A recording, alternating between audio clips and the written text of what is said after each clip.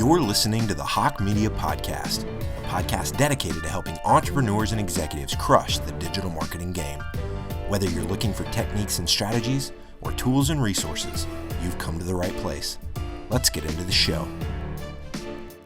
All right, you're listening to HawkeTalk. I'm here today with Ben Baller. How you doing, man? I'm good, man. How you doing, boss? Doing well. All right, so we got to take it back and you talk about how you came into the world. And I assume, it's covered in diamonds, a briefcase, go pull cash. Like, where did it all start? Well, I was born in Los Angeles, South LA. Yep. Funny, I was born on Crenshaw Boulevard, man. Nice. Like infamous, right? Yep. 1973. I was born in LA, really for real LA. I take pride in that, like a 213. Yeah. The whole city was 213 from the beach all the way to almost Orange County. I think it was 213 everywhere. In fact, it was 213 even all the way in San Gabriel Valley. Yeah. But I'm like, central LA where it's, I'm 90% sure it's still 213 in Koreatown. In fact, I don't know why I'm even getting a thing. But yeah, I was born and raised Koreatown. It's 323 and 213, I think now, right? Yeah, but I think it still doesn't get to 323 until you get to maybe Crenshaw or La Brea. Got it. I'm almost positive. Yeah. Western is still, east of Western is still 213. So yeah, it's just, proud to be born and raised in Koreatown. Youngest of three. My mom was a dress contractor, meaning she sewed dresses. My dad was a professor, but by no means, it's a weird thing, right? It's a strange thing, right? Like in a way you could be on government housing, on welfare and certain things, and your benefits aren't that much worse than a lower middle class family, if that makes any sense. Yeah. It really is, like honestly, I think in some ways that's how it should be. Like in a weird way. Like I don't think we're in a country that has a lot of wealth. I don't think anyone needs to be suffering below that level, What I mean is like I went to school with kids who had food stamps and things like that. And we didn't qualify, maybe we could, but the thing was we weren't destitute in any which way. But with that said, in a way, living in the hood, kind of, people think like, oh, you guys are privileged. I'm like, how privileged were we? Really, if we're talking about one person is working, 5 a.m. to 5 p.m. The other person is working from 4:30 in the morning until 6 or 7 p.m. Sometimes even later. So my mother's working almost 80 hours a week, where my dad's working whatever, and so like I'm a latchkey kid. So just different times, different weird things that are going on during then. So, born and raised in Koreatown, heavy hip hop influence in my life. Yep. It's a very taboo thing. It's exotic at this point. It's not. When did that start? Because 70s is early hip hop. So, I mean, what age were you when you really started getting into hip hop?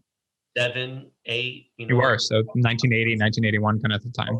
Break dancing, Nice. Grandmaster Flash, listen to Scorpio, Grandmaster Melly Mel. Sugar Hill Gang, obviously, Africa Bambaataa, all that stuff's 81, 82. And then around 82 is when shit started getting deep for me. 82 is when I met Ice-T, kind of became my unofficial godfather, was breakdancing at the infamous Radiotron nightclub, which was, it debuted in the movie Breakin'. This was like way back when New Line Cinema was like the cutting edge, they were like the independent, yeah. I think it was Yolan and Globus or Golan and Yoblis or whatever the fuck it was, the producers, and just different times then, and just, I really cherish and enjoy, I admire all those memories. I just talked about on my podcast how difficult of an upbringing I had, but I had almost no stress except for getting robbed or getting beaten up by some gang members, right? And I was involved in some bad activity, but those type of things were okay, if that sounds crazy, right? Like there's a movie called Shaft, right? It was the remake with Jeffrey Wright and Christian Bale. Mm-hmm. And Jeffrey Wright tells Christian Bale, he's like, hey man, hey Hollywood, in the streets, I'll kill somebody, you need this, whatever, it's all good. He goes, when I get to Wall Street and I get to the Upper East Side or whatever, like, I can't, these people size me up, I get nervous, people in the streets, even if you got a ton of money, let's say these people probably make more, if you're a cartel guy and you make, but then you like pull up to like the Burgundy Room at the Plaza Hotel, or you go to like the Polo Lounge or something, and you feel out of place, and it might make you feel weird, right? Because you didn't grow up in those areas, and like, but you have the money, it's just you don't have the just the upbringing or the stature or the whatever it is, right? And so like I said, had I stayed in Koreatown and never, ventured off into a different school and went to an area that I was, didn't fit in, I think I would have been a lot happier in life. I think that, Yeah. Being around people who had money at a somewhat young age and at a very impressionable age, fucked me up, like I mean, I always liked money as a kid, I always liked nice things and, Yeah. I want a Trans Am, I want this and this. But, early on, I wanted a gold Rolex. I wanted a gold chain. I don't even know why. I just saw it on rappers and I wanted that stuff. And, Yeah. I went to school with rich kids and, half my family is Jewish. So like Jewish people they've always been the most shrewd business people in the world. And they're the kings at being either low key or super fucking flamboyant. And, it was just a different thing, growing up in those times. And so were your parents super supportive of like the breakdancing and that side of things? Like, no? My older brother is he's me and my brother are somewhat far apart. We're 8 years apart in age, a little over 8 years. And he was kind of into it, but he supported me because he was one that could drive me to places and stuff. And I was going to, pretty far, I was for where I was going pretty far to go on these breakdance competitions. I was going to San Anita Mall, Fritos Mall. There's a lot of breakdancing going on. I wasn't doing anything in the Northern California area, but there is no hip hop on the radio. KDAY kind of existed, but not really. So in order to really hear, like, it'd be alternative in a way. Like K-Rock played it once in a while. You'd hear a song because they were cool. And there was a really famous DJ at the time named Poor Man. And Poor Man was on K-Rock and he would do these weird things. And at the Huntington Beach Pier, like in 82 or 83, there was a breakdance competition and I went. And it was like an open, just, whatever. And there was like maybe like 7 or 8 contestants. And I remember winning, and I was there like, holy shit, this guy's a kid. Everyone else I was always battling adults. Yeah. So it was like a funny thing. And, it was just that's where it started, man. And so you said you ended up going to a different school, like you didn't go to school in Koreatown, or what happened there? I got involved in gang activity, man. And it really, if my kids said they were involved in a gang, I would fucking beat the shit out of them. I think I'm a little bit more, I'm a little more, I'm more hands-on by 1,000,000% compared to my parents, right? They thought that I was a pretty good kid. They knew I was a troublemaker, but they had no idea. I was a troublemaker at school, but I got good grades, right? I think I was blessed with decent genes. My brother is brilliant. I would say maybe legitimately a level below Stephen Hawkins. Like that's smart. Wow. Mensa, above Mensa. He got a 1580 on his SAT when he was 14. Oh, Jesus. My dad put him in the hospital because he missed the question and he couldn't go to his thing because he had so many beatings on him. And my dad was embarrassed to show him to the people. And so they were like, want to celebrate in the city that he had the highest SAT score in a while. And he couldn't because my dad had beat the shit out of him so bad. And like, those are the type of things. My brother graduated from high school with so many credits. He finished, he fulfilled his first year at an Ivy League school. His first entire year of college was already, because he had so many AP classes. Yeah. Wow. And meanwhile, my sister was pretty smart. And I was like, I got everything. I was street smart and everything. But I got enough to do what I had to do. But when it came to conduct, back in the day, I don't know how that works now, but conduct is a part of your grade. Oh, got it. Well, I had an A in the academic part of things, but I had a D or an F because I talked a lot. I passed notes. I would talk to chicks. So, I would not have done well with that type of grading. I was the worst in school. so fucked me up. So with that said, I got involved in gang activity with kids, and probably around 7th grade. I think with breakdancing, it kind of went. I know it sounds crazy, but it almost went 2 and 2 to just went hand in hand with each other. And a lot of the breakdancing ended up in the inner city. You didn't really see it. Like you see dancing after like you got served and shit like that. You see white kids dancing, whatever. There was. I'm just gonna be honest with you. There wasn't even 1% of white people at any of these contests. Never. It was, you see Filipinos, you see blacks, you see Latinos. Yep. There was Asians, but it was it was either Filipinos, which are like more Pacific Island. It was just different. My wife's Filipino. Yeah. So I got involved in gang activity. So what happened was from 6th grade to about 8th grade, I got kicked out of 5 schools. Got it. At that point, my dad was just like, yo, man, I don't know what to do with you. Like my dad's a scholar. He had a PhD. he had no money at all, but he had he felt like he had the bragging rights because his education was such a big deal. And I was like, look, man, you know, and for the longest they pumped it, like you got to do this in school and do this. And it's just like, look, I didn't get it because I wasn't going to be a doctor. I wasn't going to be a lawyer. I wasn't going to be a teacher of certain things. And teachers weren't getting paid shit. And, if you're not going to do a special, like if you don't have a special profession, or some sort of vocational something, it just wouldn't make sense, right? Like even business school, I get it to a certain extent, but like, why go to business school at Cal State Northridge when, you're not going to have the same opportunity getting out of school as going to Harvard Law or going to USC school, business or whatever, going to Wharton or whatever, or Warren. So my dad he had given up, my brother and sister were at boarding school. Mm-hmm. They were on financial aid, which is a weird thing, especially during like the 80s to be in financial aid for high school and going to school 3,000 miles away from Koreatown. Yep. And it was a tough life. My brother got sent away at like, shit, I was a little kid. I don't think after 6 or something, I didn't really see anything. And I idolized my brother, Yeah. So by the time he came back, I was already like 9-10 years old, starting to break dance. My brother was 18, so he's ready to go to college. So he had time to hang out. Yeah. And he's off to college. So my parents moved me to Beverly Hills. Well, my dad moved me to Beverly Hills. We moved in a tiny little apartment. And I always say the story. It really reminded me when I watched the movie Karate Kid for the first time, which I think was around 82 or 83. Mm-hmm. First time I saw Karate Kid, you see Daniel LaRusso. He moves from some, New Jersey area, not really bad or anything, but he moves to Reseda, which is like the valley.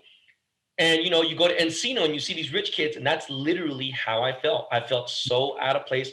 I was getting sized up, man. I was like the poor dude from south of Wilshire, let alone like damn near south of Olympic, and just in the suburbs of Beverly Hills. And I was like, wow, man, like I really don't fucking like it here. Like there's some really nice, pretty girls here. And there's this, and this is great networking, but why the fuck would they want to fuck with me? Like I have nothing to offer. It was just, I had all the confidence in the world. It was just, I would say something as kids like, oh, so what do your parents do? Or what do you do this? And, I just felt like, I'm not gonna lie to you. Like, it's terrible. It's society. I felt like a loser.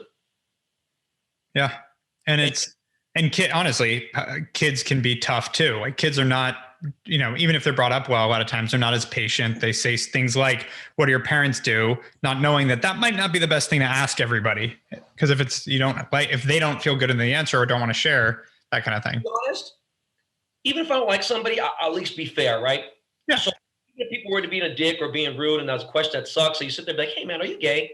Hey man, are you look like mixed? Are you black? Or are you what? You know what I'm saying? Like just those offensive questions, right? Like, but at the same time, I want to say truly that a lot of kids were oblivious to it. And I think that a majority of them, meaning it could be in 51%, right? 51% is a majority. I would give the benefit of the doubt that 60% of them didn't know it was a rude question. They just, and that's fine. It just sucks because, I'd say my dad's professor, whatever. And there's nothing ashamed to, especially at UCLA, it's a good school, but there was no he wasn't a producer of a movie or didn't own a company or something. And, it was just it was a tough time. I'm not gonna lie to you. It was a really tough time. So, academically, I struggled there a little bit as well, but sports was a thing. You know what I mean? That was what saved my life, tell you the truth. And I look back at it and it's like 50-50. Now, would I change anything? Sometimes I've said, nah, I would never change anything again. And then now, with all the money that, that I could want, I truly do think about it. Now, would it take away my wife and my kids? Then absolutely not. I wouldn't change anything. But would it change other things? You know what I mean? If I didn't go to school there, I didn't do certain things. Like I think about that, and I think about the pain that still might be in suitcases that I'm carrying all this baggage from, some of the PTSD almost in a way of being in that situation of feeling embarrassed a little bit and not wanting my dad to come pick me up at school in an 82 Celica that was beat up and broken down. So a lot of that was motivation to say, fuck this, I'm going to make it someday or somehow. And even I remember I got kicked out of Beverly Hills. Mm-hmm. So it was jeopardizing my athletic scholarship. and I moved to the Bay Area to go see my brother. My brother left the East Coast, transferred to Cal, totally laid back, more his vibe, granola, Birkenstocks, smoking weed and this and that.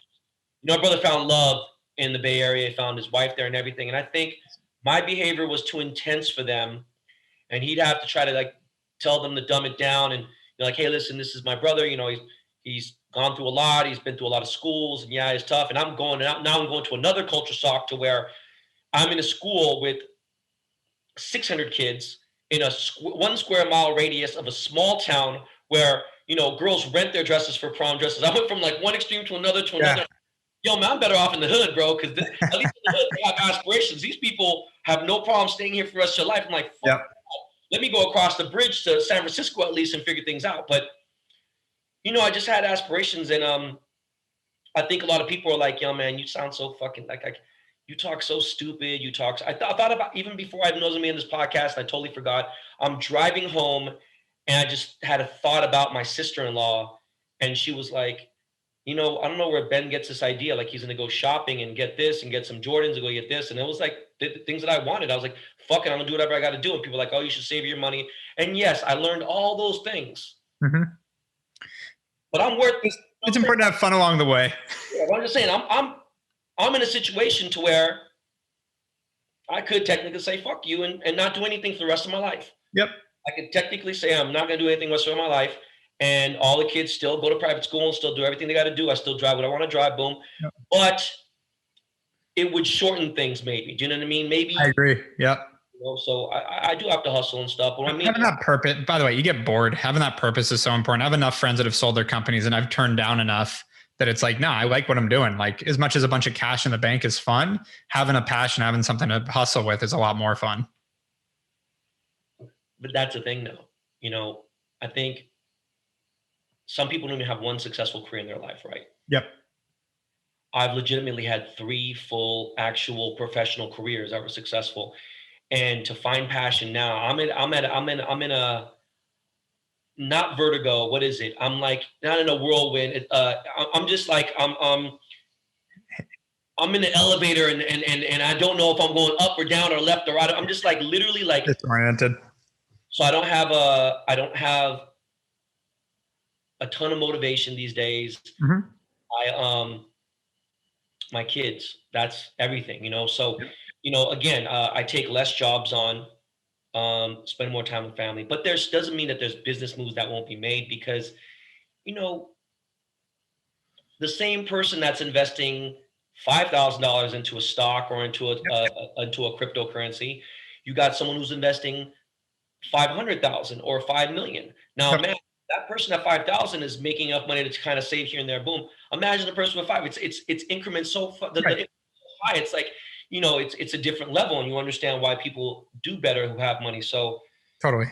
And you get access to more when you have more money. There's deals that you can do with more money that you can't do with less. You can't get into certain deals. You can't get access to, can't buy a piece of real estate. You can't do certain things with $5,000, $500,000, $1 million, 5 million. You start to open up a whole different world when that's the tranches you're taking.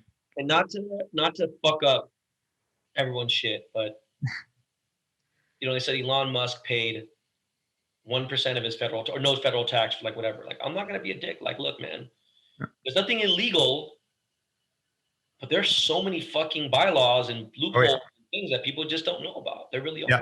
That's 100% true. Like, I mean, when that came out about Trump about not paying taxes, it was like, yeah, that's what most real estate people do because you can accelerate depreciation on real estate. Meaning when you buy a piece of real estate, you can take the 39-year depreciation and accelerate it so that you get to write off all the losses for the next 39 years on the building now. And then it's kind of punting it. You're punting the problem, but you deal with it later. But if you're keeping the building, it doesn't matter. Your life is a write-off. Yeah, right. Like meals. Yep. Things, just people don't get it. Yep. You get a good accountant and sit there and be like, all right, boom. Yep. I had a situation where I had the IRS put a federal lien on my account. I was like, the fuck? How the fuck do you $10,000 for state tax? Boom. And then my accountant's like, what's the name on there? I'm like, oh, you fucking know somebody at the IRS? Come on, bro. Like, it's serious. He goes, yeah, I know the guy. He goes, actually, I know that person directly.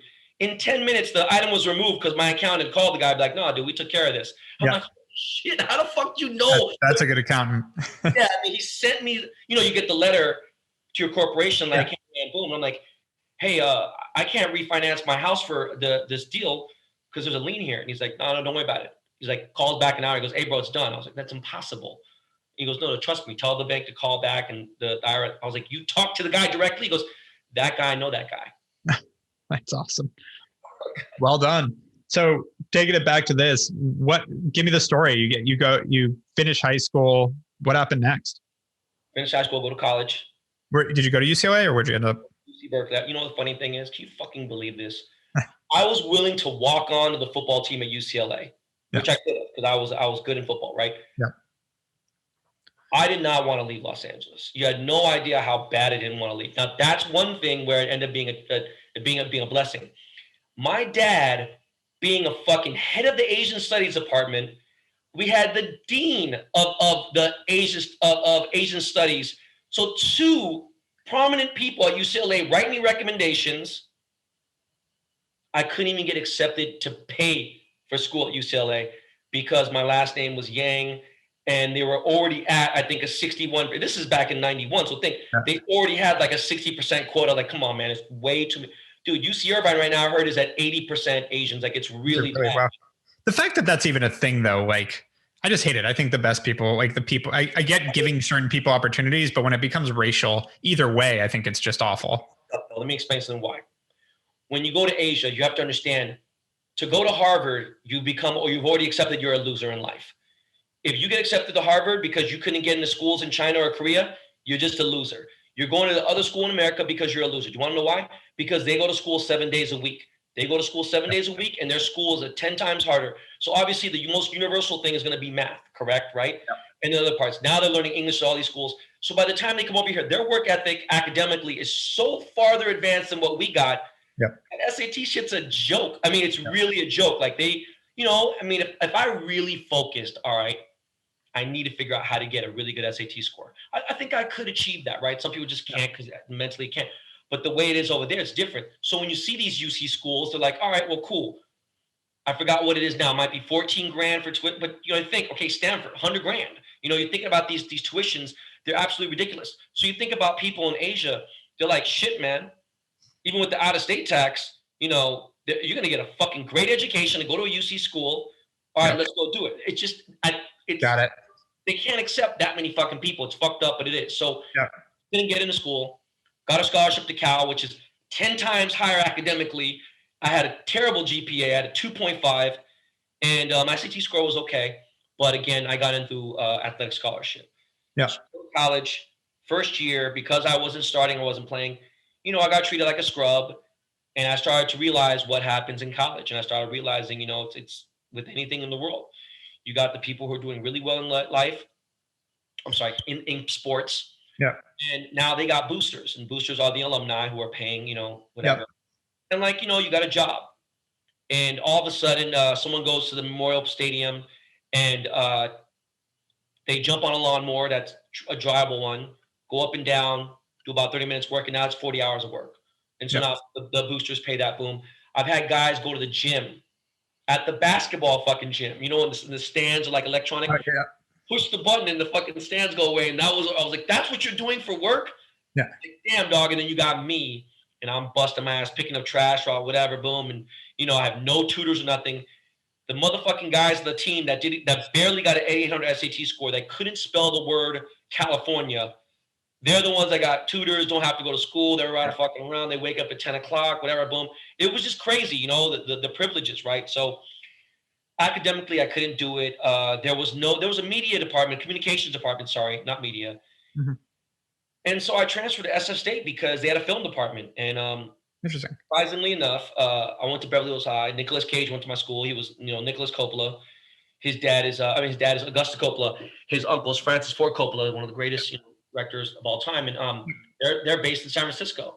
So his dad, Augusta, was the dean of the film department. I didn't know there was no nepotism. I didn't even know Nicolas Cage, but I ended up going there because there was a chance for me to do something just in case, But I really thought if I had a 1% chance going pro, I had that Jim Carrey mentality. Oh, 1 in a million? Oh, there's the chance, I just thought. So I went up to SF State. I had a great time. I played. It was school was a little easier. It still wasn't college is like, it's definitely tougher because it's on your time. And exactly. Adults. Yeah. So, you know, you fuck up and you realize, you know, oh shit, catch up is 10 times harder. And no one wants to catch up. Yep. You know, no one wants to be behind. It just really, it's like being behind in bills. You know, you just never, how do you ever get back? So, exactly. you know, college sucked. I finished, thank God. Came back to LA, you know, was on the grind, was like, what am I going to do? Like, I'm like, okay, you know, I worked as an intern and as a PA, which is a production assistant.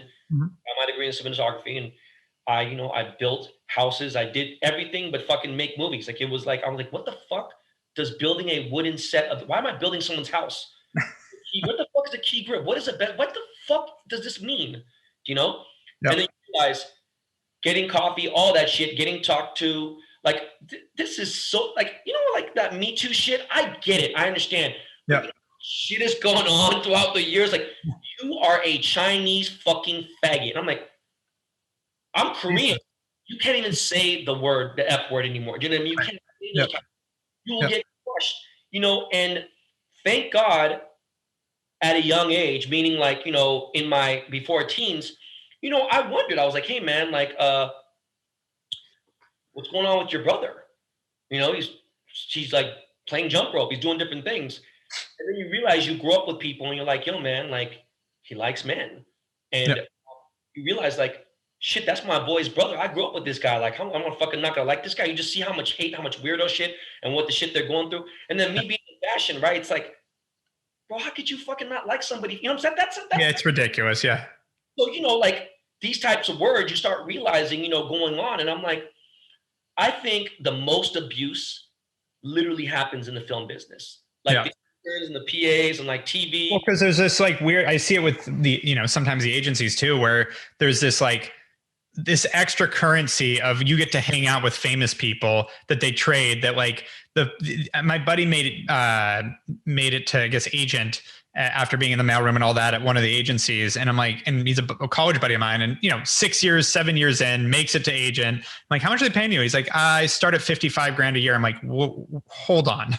You just spent 6 years just slaving at minimum wage for the opportunity to make 55 grand a year, which I know, like, it's just, that's, you know, at our company, our average person makes well more than that. So it's just like one of those things that, and that's not people with 6 years grinding it. If you've been in my company 6 years, you are definitely making a lot more money than 55 grand.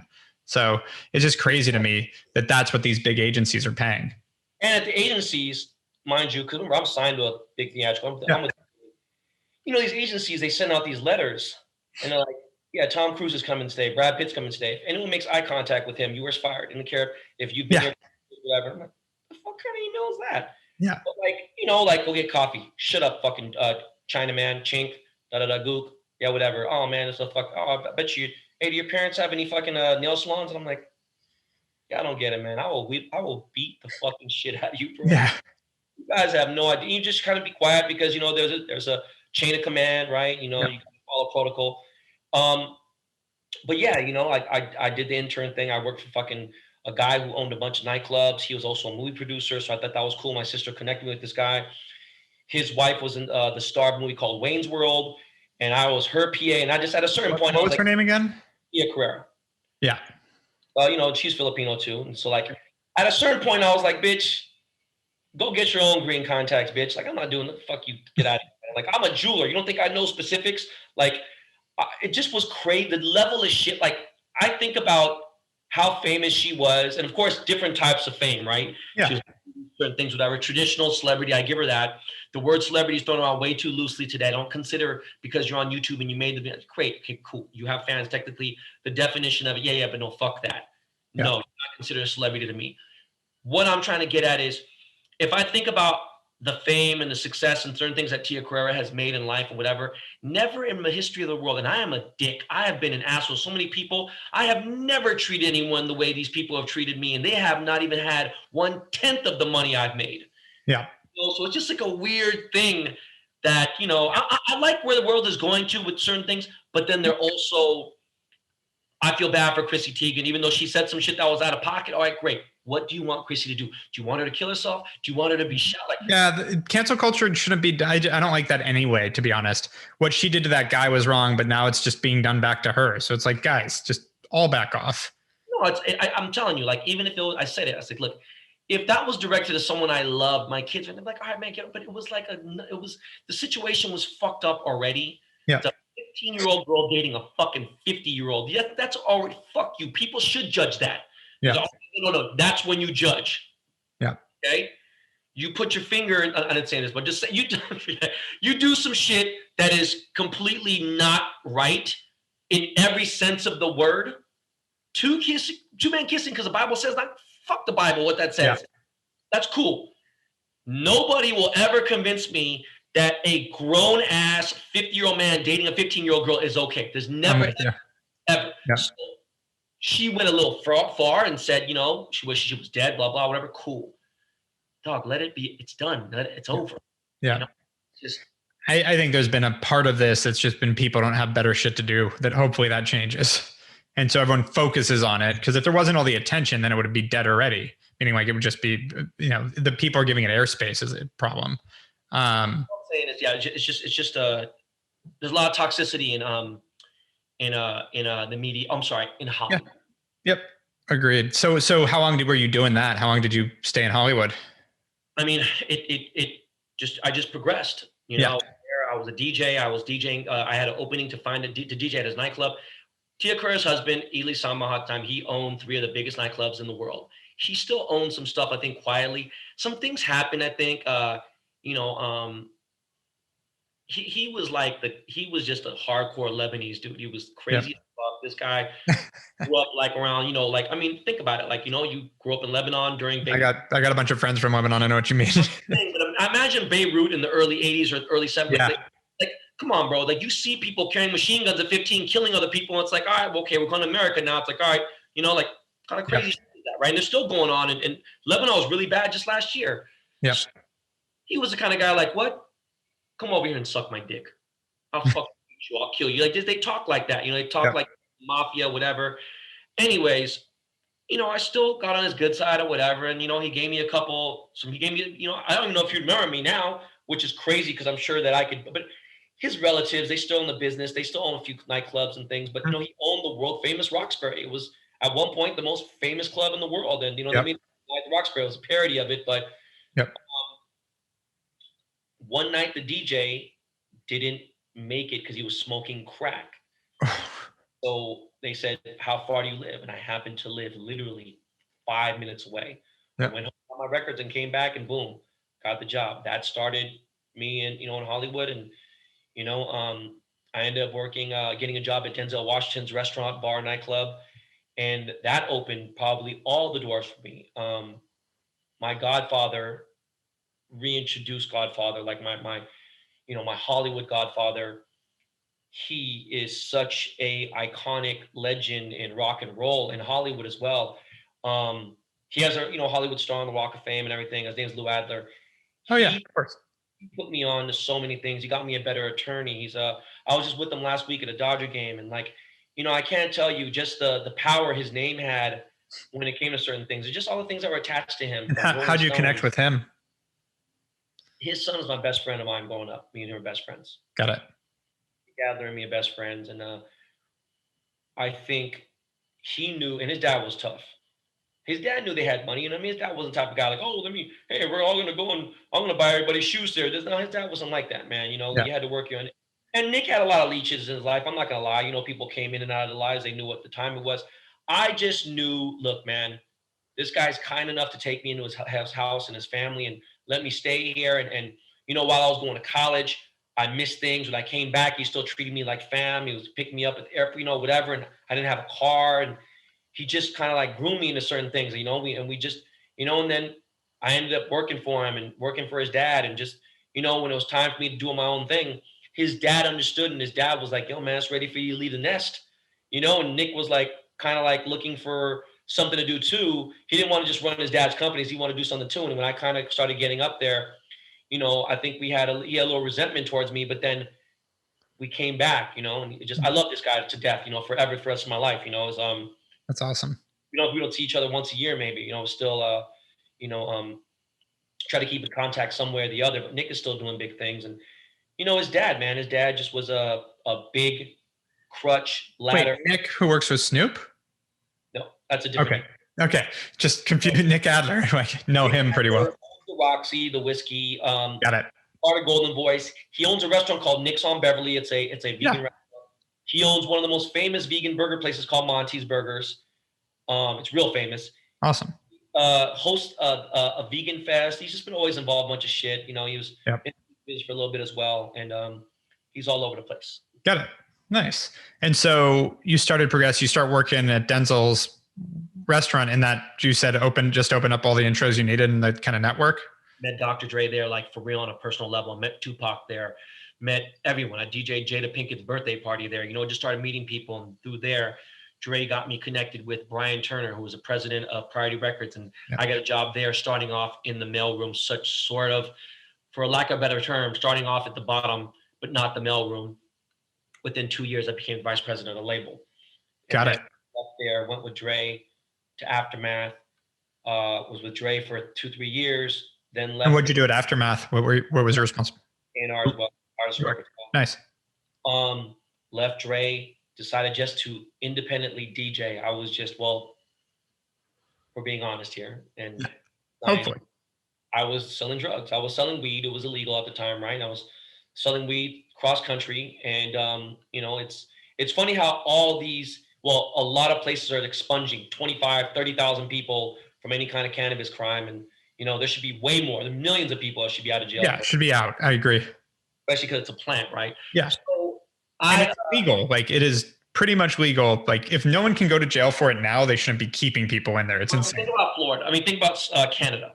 Yeah. It is federally legal in the entire country of Canada. You know, and it will be here soon, probably. No, it will. It will. It's just a matter of time. So that being said, I was selling weed illegally, and you know, I made a movie, full feature film that came out. Had a very short-lived, maybe 2-week theatrical release, but it went to DVD and everything, and then I was selling drugs for like 2 or 3 years, and it was doing really well. And I was buying sneakers, and I was, you know, DJing still. So the DJing was at least giving me a job, and I love DJing, so I wasn't gonna stop until I just got sick of everything again, and I just was like uninspired. And I sold all my possessions, and selling my possessions through a bad taste in my mouth, put just under $3 million in my bank account. Mm-hmm. And with the right tax write-offs and everything else, most of that money ended up being mine anyway, because that was money that I had basically, it was like a garage sale. At the time, it was a very unique way of doing things. eBay now has crazy tax, like 10% tax, and PayPal has another 4%. It wasn't like that back then, right? This is 2004. Yeah. I decided to travel for an entire year. I was petrified of flying, but I said, hey, look, you know what? I think the only way to get cultured and really see the world is go see the fucking world. You know, let me go to Asia, let me go to Europe, let me go to the south of France, let me see how rich people, let me go here and here. I went to Brazil, you know, you name it. I've been to so many different countries, and I felt like, wow, now you get to really realize, all right, well, at that time, I'm like, you know what? I've been seeing some beautiful places. I've seen some wealthy people, beautiful girls, and guess what?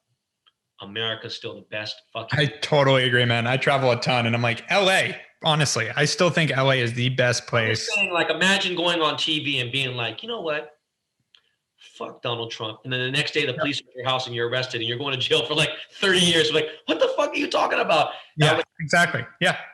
In Singapore, you know, you spit gum on the floor, boom, I get you're going to jail. So you know, certain things are just like, but again, now, today in 2020, it's close. The gap, 2004, it was like not even a question. Now it's like, okay, well, is Canada better? I don't know, but like, I could live in Japan. I think, you know, there might be.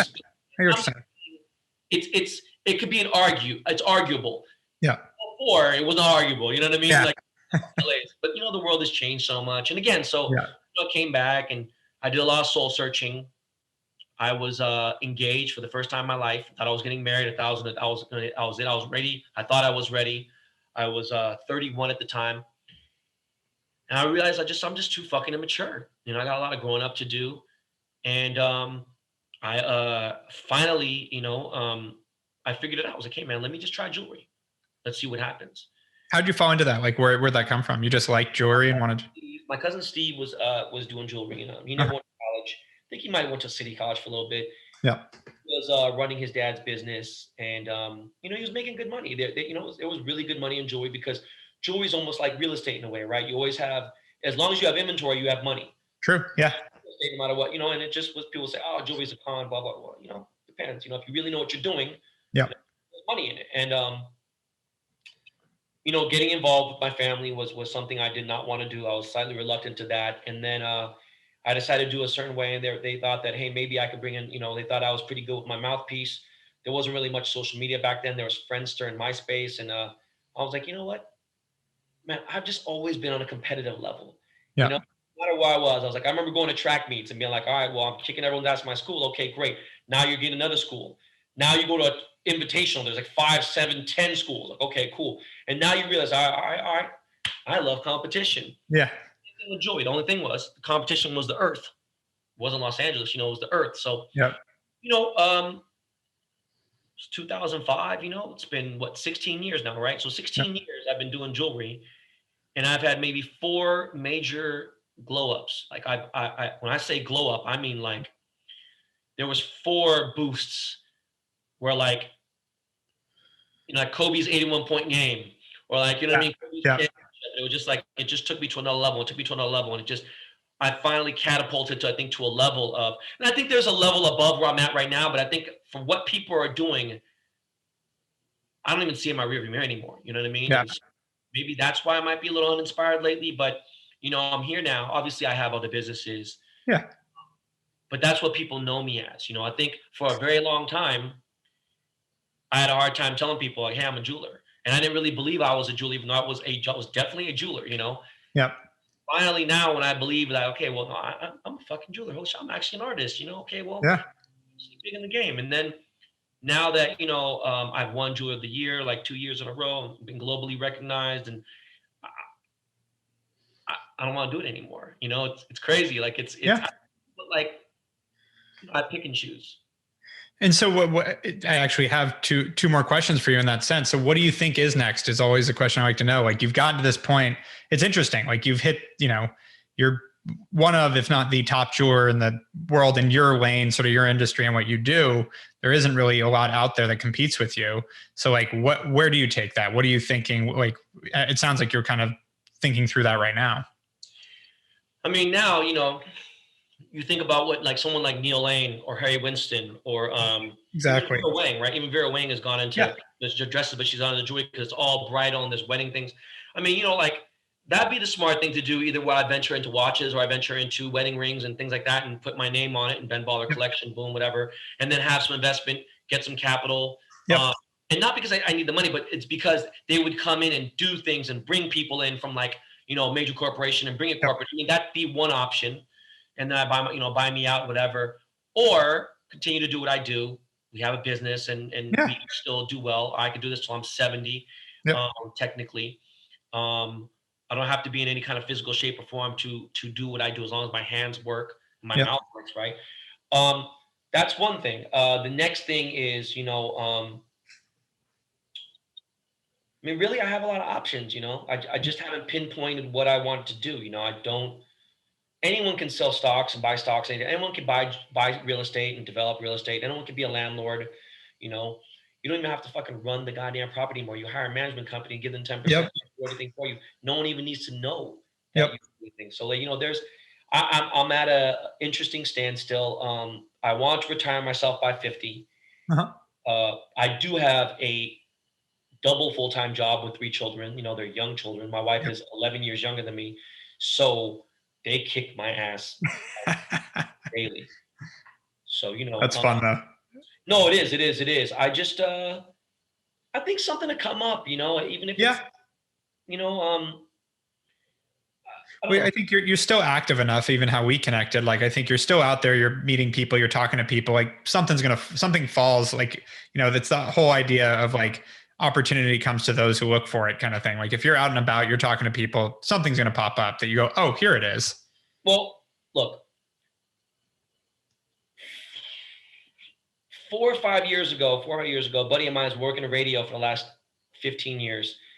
He was a DJ when I was DJing. He came a little bit after me, but he stayed and DJ'd. He ended up being Kanye West's actual DJ for a while too. So, gained some notoriety, and again, he worked on the radio and everything else. He ended up working for an enormous company in the Bay Area, and they were directly involved with Tesla. Mm-hmm. They're in every single Tesla car there is, and other things. And they were getting into all the digital streaming and everything. And so he said, "Hey, man, have you ever thought about podcasting?" I'm like, "No, I've done a couple here and there." And for some reason, we never really talked about it after that. I don't know what happened, but just couldn't lock down a thing. And I think also he knew I would need, he didn't want to just bring me in and be like, "All right, well, here's 50 grand, here's 100 grand. Maybe, and I just think situations that he ended up going to Apple Music. And I started a podcast. Thank God, I did this guy named Michael Rappaport. I did a show. Yep. And it ended up being one of the highest listened episodes. He has enormous stars on there from literally literal legends on his show, from, Danny Aiello to so many big people, right? Yeah. Steve Buscemi to, Kevin Durant or whoever, just enormous stars of basketball, everything. And the producers were like, "Hey, man, we will do everything. All you got to do is just figure out what content you want to talk about." And so that makes it easy. Yeah. 192 episodes later. Amazing. I'm in the top 40 in the world. I've hit number one a couple of times, and I'm like, this is fucking insane. That probably is something that I could end up doing for the rest of my life, even more so than jewelry, because I could do it anywhere. Yeah. The only thing is,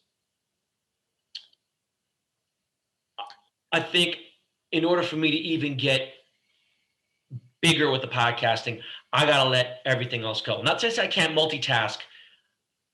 If I want to do something and be Joe Rogan or whatever like that, I couldn't do, you know what I mean? I just have, if I could do appearances and things, but to be a jeweler, to own a cannabis business and still run a department, no, man, I can't do all that shit.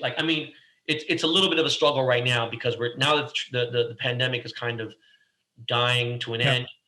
I got to figure out, all right, so how do I spice it up a little bit? How do I take it to the next level with the podcasting? I've gone here. Okay. How do I really cement myself in that top 10, top 20 place and feel like I earn it? I feel like I need to dedicate more of my life to it then. I'm doing 2 episodes a week, which is extremely hard, man. I do 1 a week, and it is so hard to keep up with, get the right guest, get it done. It's tough. It's fucking hard. Trust me. I'm glad you know. No, it's one of the harder things I do, and I run a 200 and something person company, and this is where I'm now hiring people to help me, because I'm I can't do this by myself anymore. It's crazy. So no, I get it. It's we have a team and everything, and it makes it easier. But even still, still you. When I think about it, but it's an amazing thing. So podcasting would be a dream to do until I just can't do it anymore. Nothing else sticks out that I'd want to do. I don't necessarily want to do jewelry until I'm 65, unless I had to financially. I just think that being behind a microphone, that's awesome. Yeah. That's really cool. So last question for you. What's your piece of advice for someone up and coming, just starting out, wants to go for their dreams, something that you don't think they've heard? What is that thing that you would want to give, you wish you heard, or you did hear that helped you get there? What's that piece of advice?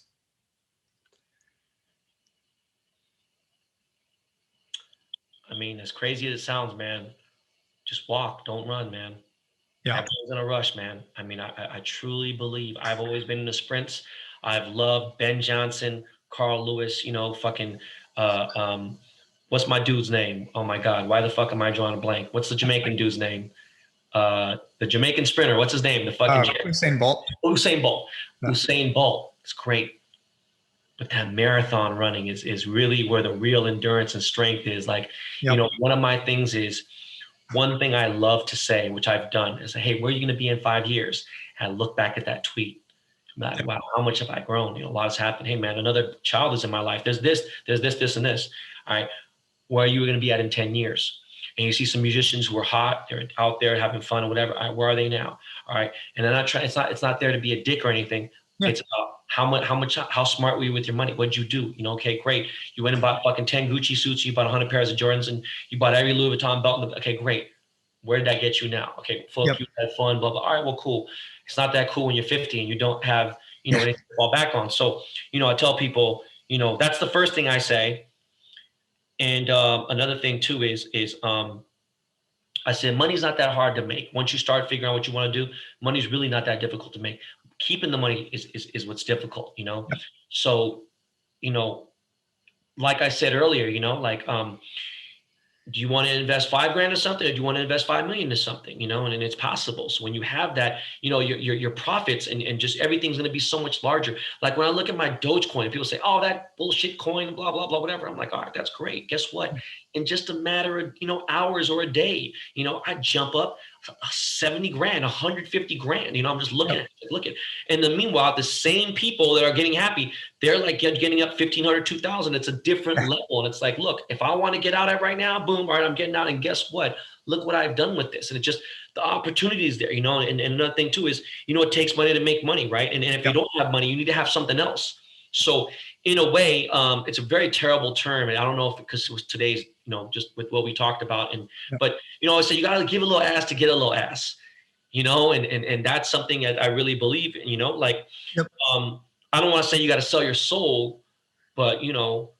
I agree though. People don't understand that you do have to put in the work. Like people think it's the rhetoric around billionaires now where like, you know, people assume it was all handed to them. And as you said, like Elon Musk not paying taxes, sure, that's something to talk about. But Elon Musk took more risk and more crazy shit and created more companies than any person maybe in history. Like when people talk, I see friends that post anti-Elon Musk stuff. I'm like, he might be an asshole, but the dude basically commercialized electric cars and created private space flight. Like, let's fucking relax about calling him out because he didn't pay taxes. Talk to the government. Talk to the IRS. I put a public fight with dude. Like, we've gone into an issue where, like, people were fired at his company because of our little spat. But at the same time, like, so now, like, what he says is not right. Like, come on, not that dude. You know what I mean? Like, I just got to be like, look, and yeah, I think it sucks because I had this way the situation handled, whatever, boom, and I had said some things that weren't necessarily great, but the thing is, I was saying the truth about what happened with me in a car. Now, I still have a car on order, and I have another car coming this month. It's a Tesla. It's like, come on, man, it's all good. But what I'm getting at is, I think the youth today, everything is microwave. Nobody's thinking about cooking anything in the pot. You see a TikTok video, and it's 1 minute, right? And in that 1 minute, these kids have gotten so savvy with creating a video and editing it, right? And the people who haven't seen it, they figure it out and they're like, all right, great. But the thing is, they're doing things for this 1 minute of pleasure or the 15 seconds or 2 seconds, and they're not thinking about the long lasting. I'm like, yo, man, you got to let that shit simmer in the pot, bro. Yes, 2 minutes in the microwave will heat some shit up really hot. Now, how good is it going to taste? Some of it can taste good. How is it good is going to be for you? Maybe not that great, right? Unless we figure something else out. It's a great invention, but it gets hot fast, it gets cold fast. When you got that shit that's been simmered and you got the fucking meat falling off the bone because it's been sitting there and simmering so long, and the stew is and everything, it's just a different type of vibe. And me coming from the sprinter, the guy who, fuck that, I don't want that shit now. I want that shit 17 years ago. I wanted it 5 minutes ago. I wanted this. No, man, and again, I do realize how crucial patience is, even with money, even with what's going on right now with either stocks or crypto or real estate or even the economy, you know, just seeing what's going on now. Everything is up. I've never heard inflation. Like I hear inflation every day. I hear about something, and it's true. It's here. But at the same time, anybody who has money is smart. They're just waiting it out. They're like, all right, look, first, all these dumb fucks are buying watches and cars and blah, blah, for, you know, 80% over markup. And $1 million Pokemon card. Yeah. And it's like, all right, well, so as that shit crashes, see what happens. 100%. Well, Ben, this has been amazing. Awesome story. Thank you for coming on. Thank you, bro. I really appreciate it. You've been listening to the Hawke Media Podcast. To ensure that you never miss an episode, make sure to subscribe to the show in iTunes or your favorite podcast player. Thank you so much for listening. Until next time.